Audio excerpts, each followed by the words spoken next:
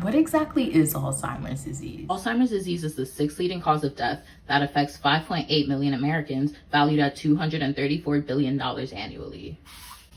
Alzheimer's disease is a fatal and irreversible neurodegenerative disorder, usually associated with memory loss, disruption of behavioral skills, and issues with motility.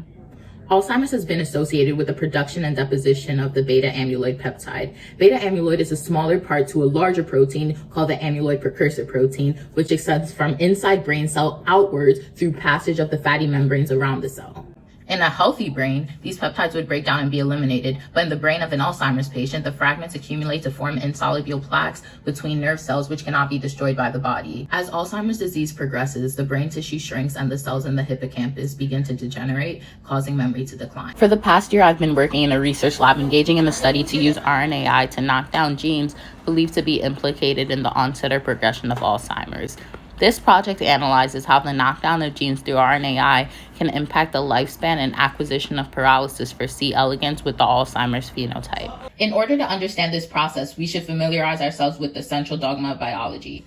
DNA is transcribed to single-stranded RNA and is then translated to a protein. To explain RNAi, let's say 4 strands of RNA are trying to be translated, but this substance comes into the equation and is able to block out 3 of the 4 strands from being translated. 1 still manages to get through, but the protein overall will be underexpressed, hence a knockdown called RNAi or gene silencing. First of the 3 genes is a clathrin adapter protein, which plays a role in endocytosis and autophagy and has been used as an antipsychotic in the past. Gene 2 is a presolin-mediated protein that regulates signaling pathways. It's found in the cerebellum and hippocampus, which have ties to motor functions and cognition.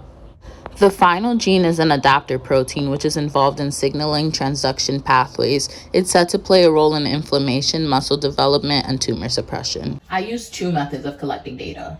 The first one was a worm motility tracker to measure lifespan. The second method was manually counting worms off an agar plate and counting them as alive, dead, or paralyzed. Paralyzed and dead worms show that the RNAi treatment worked, but that knocking down the gene through RNAi induces Alzheimer's quicker than the control, which is not what we want. After doing all this amazing research in a lab, I was able to conclude that genes 1 and 2 shortened the lifespan of C. elegans and gene 3 had no significant change. Gene 1 and 2 shorten the lifespan, which isn't what we're looking for, but that leads me to believe, since we're knocking down the genes, what if we reverse those effects and overexpress them, which should reverse the negative results that we yielded from this experiment? And since the third gene had no significant change, that makes me believe that it's easy to manipulate. For further research, I would look at overexpressing gene 3 to see how that would impact the results. Alzheimer's is a disease that has claimed the lives of millions of people. We have so much hope for the future and how we can impact the world and curation of Alzheimer's disease.